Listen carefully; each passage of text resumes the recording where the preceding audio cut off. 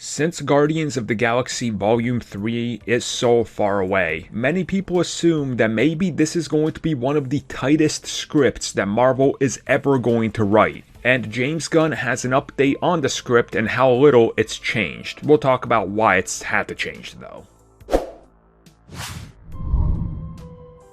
So when it comes to Guardians of the Galaxy Volume 3, we know that that film should have already been way behind us at this point, but due to subsequent delays with what's happening right now with the world, and what happened with the firing of James Gunn, things fell apart, and the film looks like it's still quite a few years away. Now, in the meantime, you would have to assume that they did some work on it, I mean, some rewrites, something along those lines, and James Gunn did openly address this situation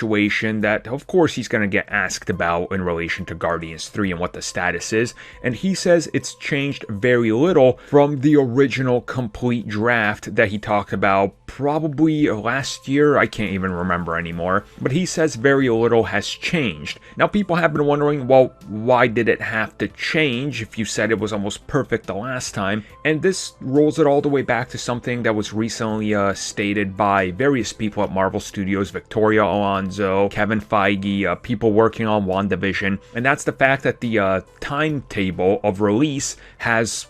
been scattered all over the place. Things are moving around, things now have to be repositioned, they have to change small plot points and do certain rewrites so they don't spoil other events. So Guardians, naturally being a film that should have been out before the fourth Thor film, because there was never gonna be a fourth Thor film, but Guardians 3 was a guarantee, they have to go back now and adjust some of those elements, which is why we're seeing so many Guardians join Thor. They're going to sort of offset some of the ideas, I guarantee it, and that frees up Guardians to take place whenever they want, to be able to deal with whatever they want with the Guardians, having already taken care of Thor. And it will be interesting to see what might stick out as something that was a contingency plan or a rewrite, and something that might not have been. And I think we're probably going to see that with the use of X-Men / Fox characters, because James Gunn said way back when he first started to work on Guardians 3, and we sort of expected that we knew the date, which again should have been years ago at this point.